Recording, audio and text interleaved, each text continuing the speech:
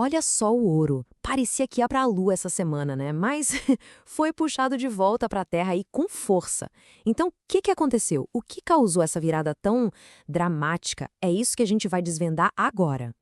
Pois é, a Reuters pegou o ponto principal, né? Ouro bate recorde e depois cai. Mas a história de verdade, o que está por trás disso, é o porquê.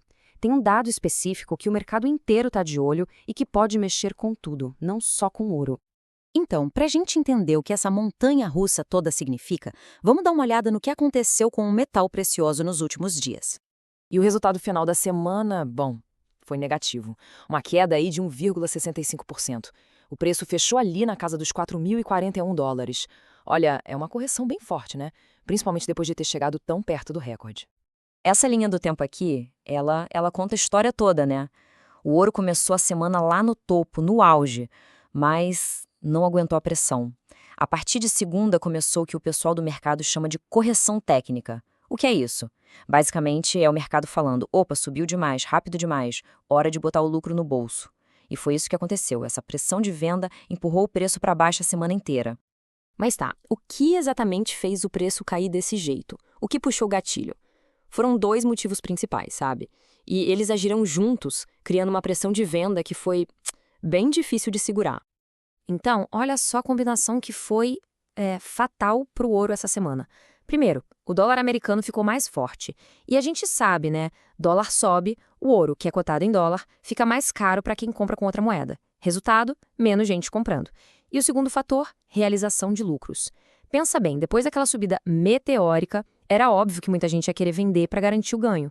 Juntou esses dois e pronto, a tempestade perfeita. Agora, vamos para a parte que eu acho mais interessante, que é dar uma espiada por trás das cortinas. O que será que os tubarões, o chamado dinheiro inteligente, está fazendo? O que os grandes fundos estão mostrando para a gente?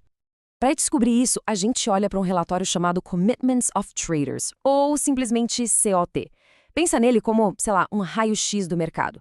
Ele mostra direitinho como os grandões, os fundos, as instituições estão posicionados. E o que ele revelou essa semana, olha, é bem interessante. Dentro desse relatório tem um grupo que a gente sempre fica de olho, o Managed Money. São os grandes especuladores, né? E o último relatório mostrou uma coisa curiosa. Eles ainda estão, na maioria, comprados, ou seja, estão apostando que o ouro vai subir. Mas teve um pequeno aumento nas posições de venda. O que isso quer dizer? Que mesmo com a maré ainda a favor da alta, alguns desses peixes grandes estão começando a se proteger ou até a apostar numa quedinha. Acendeu uma luzinha amarela no painel. Beleza! Com todo esse cenário na mesa, vamos olhar para frente. O que esperar da próxima semana? E olha, ela promete ser bem decisiva. Tem umas coisas importantes acontecendo. Para começar, tem um fator super importante. O pessoal do Federal Reserve, o Banco Central dos Estados Unidos, entra no que eles chamam de período de silêncio. O que isso significa na prática? Que ninguém lá vai dar entrevista nem fazer discurso. Ou seja, o mercado não vai ter aquelas pistas que eles costumam dar. Os microfones, basicamente, estão desligados. E com o Fed em silêncio, quem é que vai falar mais alto? Os dados econômicos, claro. E tem um dado em especial que está todo mundo de cabelo em pé, esperando, o da inflação.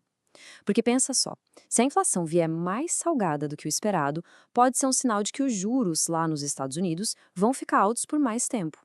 E isso, isso geralmente fortalece o dólar e joga mais pressão ainda em cima do ouro.